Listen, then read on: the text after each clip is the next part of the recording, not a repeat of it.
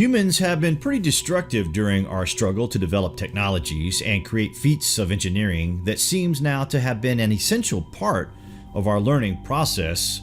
We had to develop in a way that would enable us to look for a better, cleaner way to develop, a more substantial way if we were to survive more than a few millennia. But during this process of heavy industry, we took very little notice of ancient times, to the point that didn't even consider that the ancient world may have advanced further than we have today. The result of this way of thinking was in that of ignorance, and we are going to give you guys one example of this. The Govan Stones were situated on the banks of the River Clyde in Scotland, and during the Industrial Revolution, the stones became part of the site of the famous shipbuilders Harland and Wolff, who started shipbuilding on the Clyde right around the start of the 20th century, during which time the Govan Stones survived and were even preserved at this location. But when the shipyards were demolished in 1988, 40 of the ancient stones were destroyed, apparently being mistaken for debris. Now, the most frustrating thing about this story was the fact that no one seemed to even care. This was a town that relied on the shipyards to survive. So a bunch of ancient stones of massive historical importance was not even on the agenda. Nobody even noticed the stones had been removed and destroyed for years. 5 of the stones did not fall victim to the shocking ignorance and remain on permanent display at Govan's Old Parish. They weigh right around a half-ton each, so they are significant.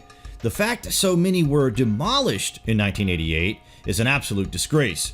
20 tons of ancient history destroyed without even batting an eyelid. Anyway, the centerpiece of the collection is the sarcophagus, which is thought to commemorate Saint Constantine, the son of Pictish King Kenneth MacAlpin. It features carvings of hunting scenes and warrior figures.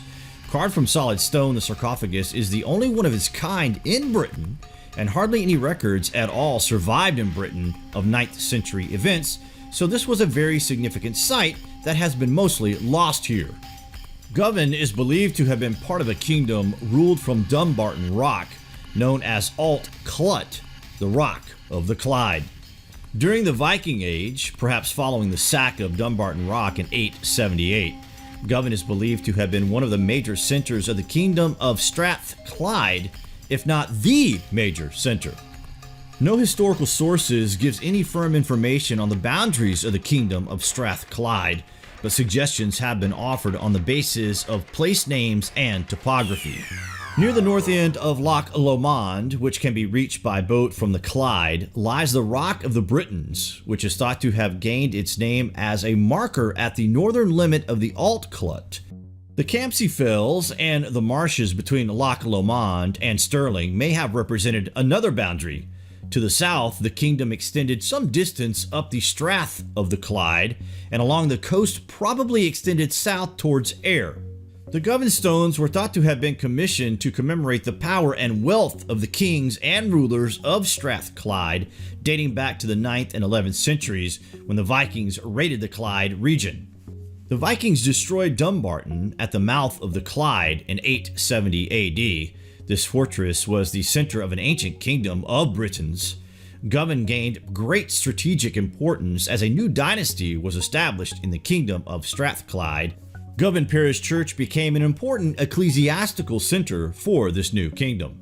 These large sandstone blocks were found exclusively in areas of northern Britain where the Vikings settled and were used to make tombs look like mighty buildings in the Norse style. Nowhere else are there hogback stones quite as large as the 5 that are still partially intact in Govan. The sarcophagus was discovered in the graveyard in 1855 when a grave was being dug to the southeast of the church. Recognizing their significance and to protect the stones from the elements, they were moved from the surrounding graveyard and placed on display within the church itself in 1926. Until that point, the stones had lain undisturbed for over 1,000 years. The British Museum affirmed the importance of the collection when they have took one of the hogback stones to London as part of the exhibition Vikings Life and Legend.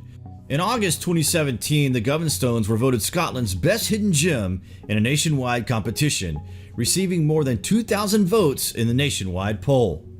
Govan ceased to be important at the start of the 12th century when Glasgow emerged as one of the centers of the newly ascendant Kingdom of Scotland. This massive changing of the old order meant that the Old Kingdom has been largely lost to history and only fragmentary records remain. The tombstones at Govan were reused in the 17th and 18th centuries by local worthies, such as the Rowan family and William Bogle, whose name is inscribed into one of the ancient stones. One of the stones was found in Jordan Hill, on the other side of the river, where it had stood in the garden of one of the parishioners who had been given it as a gift. Such a shame 40 were completely destroyed, but at least now we are starting to recognize the significance of these things which tell part of history. The fact that so little is known about this period in history is incredible. It really was not that long ago if you think about it. That's it for now, guys. We wanted to bring you this little piece of history. We were reading about the rise and fall of the shipyards in Scotland on the River Clyde and how they once made an incredible quarter of all the world's shipping for over 100 years or so when we came across this little piece of lost history. The history of shipbuilding in Glasgow alone is absolutely astonishing. This is one of the great centers of the Industrial Revolution that provided essential stepping stones as we develop our culture and civilization into a more substantial one. We will leave some links below for you to go and check that out for yourself. I wanted to take a moment and thank all of you for your continued support. Like the Lost History channel, I have my own channel where I cover gaming, reviews, how-to, and current events. Although I don't go into historical material on my channel, you may find my Friday vlogs, which covers current events in our world, entertaining and engaging. Your support for our channels have really given us an opportunity to bring you guys the quality presentations you've come to expect. So for me and the Lost History channel, thank you for your continued support. We hope you guys have enjoyed this information we have presented to you today. Comments below, and as always, thank you for watching.